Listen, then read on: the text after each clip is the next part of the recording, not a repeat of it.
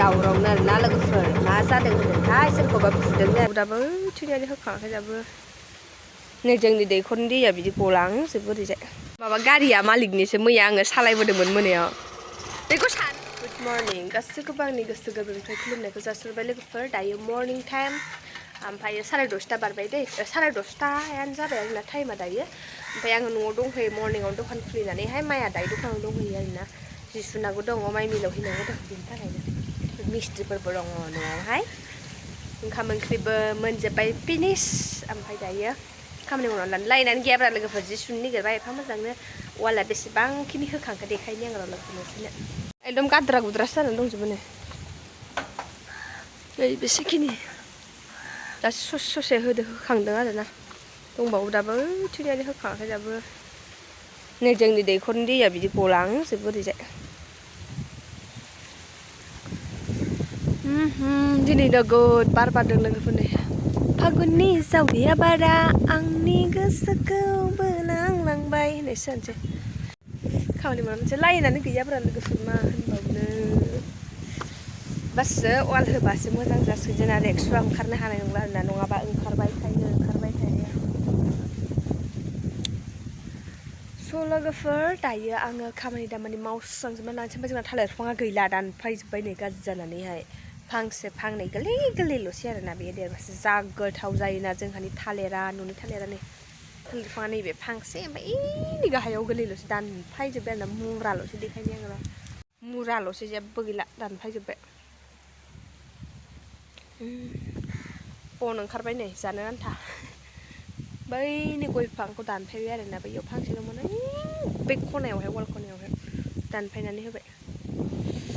बोरायाबो न'आव दंफैयो ओंखाम जाबाय इसोरनो गारियाव थांगोन ना थाङाथाय रागासो जोंगासिनो मालिकखौ रागा जोंबाय नायनि दा थाङो ना थाङा गावो आङो जल्दि सुना लानोसै जाला बोरायनि जेकेटखौ मैला खालामजोब्बाय नैबे जेकेटआ गोदोनाया मैला जाजोब्बाय ड्राइ क्लिन होयो ओमफ्राय आङो ड्राइ क्लिनखौ हैबाय थालायाव 300 गाहाम होबाय थानांगौना बेखारनो ओमफ्राय सुना होनसै आं मा जायो जाथोंसै मैला खालामबाय थायो गारियाव गानलाङो एखमबा बबावबा थांनानै मैला खालामजोबो आरो बेखायनो सुनानैनो होनसै आङो फिल्टारनि दैजोंहाय मा जायो जाथोंसै मिन्थिला आङो आरोना लोगोफोर बिदिब्ला लोगोफोर आङो मावनानै लागासिनो खामानिखौ दा दसे उनाव लोगो मोनफिनगोन र' जिन्सनि जेकेट मैला खालामजोब्बाय आरोना ओमफ्राय आखाइयावबो मैला गोदोनायावबो मैला सब सुनानै होनसै आं फिल्टारनि दैजों थांसै खोन्था गारिया बाहेरायाव बर'नानै होबायमोन आं साबिया टेबोलनिफ्राय लाबोफिनबाय रागा जोंदोंनो बियो दिनै मालिकखौ गावनि मालिकखौ ओइ कालु फैसा नुवाखै सान्दुङावसो रेक्सु बाइकआ नै मालिकनि बाइक ओइ मा दङ बिखुनजो दङ माबा गारिया मालिकनिसो मैया आङो सालायबोदोंमोन मोनायाव बेखौ सानाङा खालामबानो जाखायो गारियानो ब्रेकआ गाबजोबोब्रा बै आथिंनिया आगदानिया बे गाहायनिया खेनां गाबजोबो इलाय गाबजोबो आं मैया गादोंमोन गाबजोबो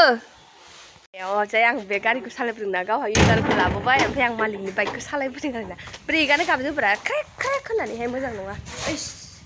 लायनायसिगौ लाइन फैबाय दे लोगोफोर आं खामानि मावनानै लागासिनो दुगैखां लोबखां रेडि लोगोफोर जि आरिबो सुस्रांखांजोब्बाय आङो दायो माइ लानानै मिलाव फारसे थांसै लाइटखौ खोमोरबाय आं बैनि लाइटखौ खोमोराखै माबाया लाइटआ जा मोदानदों सान्दुङा मोदानसोदों माथो थांगोनसै लोगोफोर टट' लेंहरदों आं जायखौ लेंहरदों बे गैया दस्रायाव थांदोंमोन थिलिपारायाव दायो माइया टट' थुनहरगासिनो दं रेडि जानानै थाखानि लोगोफोर सुइटारखौ सोनानै दोनखानि माइया लाबाय आरोना मिलाव हैनोसै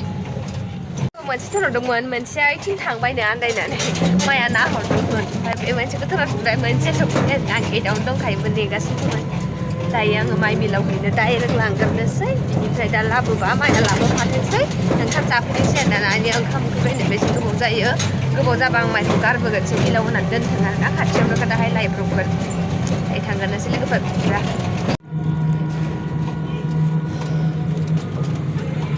बे खाथियावनो आरोना मिला बेयावनो मन्दिर खाथियावनो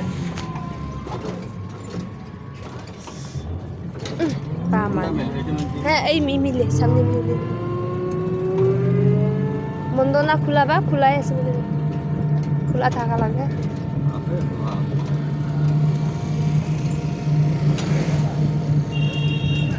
এখানে থাকে দাও মিলিয়ে দিব কেন এইখানেই তো ভাঙাবে এখানে হবে না কালকে এখন নিয়ে আইছে যে রাখা দিবা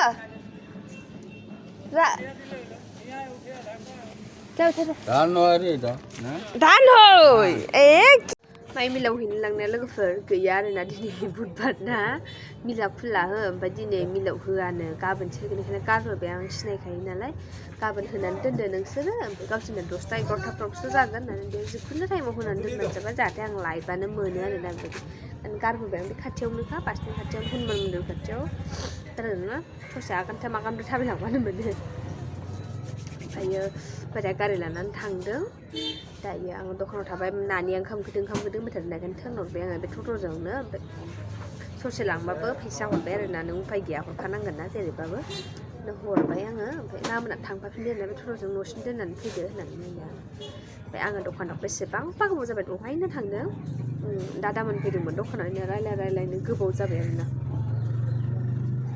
ओमफ्राय दायो मा खालामनो आं दाबो भिडिअ एडिट खालामनो मोनाखै टाइम जायाखै माने एसे बिजिमोन नालाय मानसि फैलानो ओमफ्राय दा बानायनोसै आरोना आङो एसे मैया आं ब्लगखौबो मोजाङै खालामजोबनोनो मोनाखै दे बेसे गोलाव जादों आं मिथियानो जिखुनु खालामदों जाखिनि खालामनो हादों बेखिनिखौनो होनांगोन आरोना उपाय गैयाना लोगोफोर माने आरो मोनायावहाय ओरैबायदि जायो बेलासियावहाय दा आं भिडिअ ब्लग एसे खालामफिनगोन साननानै उनावहाय माने खामानि दामानि मावनानैनो बावनानै थानोसै उनाव खालामनायानो जाला आरोना दा लोगो मोनफिनगोन र' लोगो सानसु टाइमाव माबायदि जायोनो सिरिनो बोरायाबो दासो फैगासिनो दं आरोना दहाय 10-15 मिनिट जाबाय दतमा मोनबाय होनदोंमोन दाबो सफैयाखै आया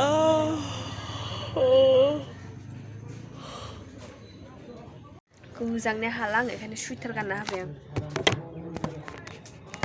गुसु मोननायखाय सुइटार गानबाय आङो गोजांबाय दुगैनानै गोजांबोबाय सि सुबोबाय दुगैबाय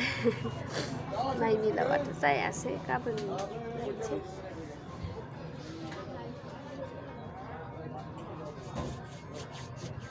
दिनै बिराद उन्दुनो ओंखारदों बरिं मोनथारदों गामाखालि उन्दुनो ओंखारा आरोना स' लोगोफोर दायो मार्केटाव दिनै फुरा दावरावनो आरोना लोगोफोर मा जादों होनदोंथाय सोरखौबा बुदों आरोना टाउन कमिटिनि मानसिफोर मा जाबाय बेखौ मिथिया आरोना फुरा मार्केटानो बन्द' गोजाजोब गाबोनबो बन्द' जागोन ना खुला जागोन बुंनो हाया आरोना बायबा दावराव जादों बुलायलायनाय जादों हस्टेलेस जालायलायनाय मारै जादों दा घटनाखौ आं मिथिजोबा आरोना फुरा बेनिल' खोथा सोलिगासिनो दं आरो फुरानो दा स्टेटासफोरखौ आं वाट्सएप नायाखै ना दा नायबा मिथिगोन आङो स्टेटासखौथ' होखागोन फुरा माने टाउन कमिटिखौनो बेंजोबनानै दंनो आरोना पाब्लिकफोरा बिदिनो सोरखौबा सेंग्राफोर नामा बुजाग्राफ्रा 3 होननाय खोनादों आङो ओमफ्राय थै गजोबदों खोमानिफ्रायबो खुगानिफ्रायबो बिदि होनो आरोना खर' गावदों नामाथाय मिथिया आं फार्स्टआव मिन्थियाखैमोन सासे मानसिया फैदों मार्केट बन्द' मानि बन्द' होनबाय आङो मिथिबाव आरोना मार्केटाव थांनाय जायाखै ना ओमफ्राय मर्निंआवल' माया थांदोंमोन ओमफ्राय दा सानसेआव थांनाय जायाखै ओमफ्राय होनबायखि दावराव जादों बिदि बुलायलायदों बिदि जादों उनाव खोनाबाय आरोना बयबो खोन्थाफैबाय बिदि दावराव जादों एक्जेक्टलि खोथाया मा जादों रावबो बुंनो रोङा माने बुंबाबो सोरनिखौ बिसास खालामजायो बै होनो आलदा बै होनो आलदा मिथिला आरोना नायनोसै मा जायो गाबोनबो खुला थायो ना बन्द' थायो मार्केटा ओरैनोथ' नैबे जोंनि बास स्टेन्ड एरिया खुला ओमफ्राय मार्केटाव मोनसे दखान माबा खुला गैयानो आरोना बन्द' गोजा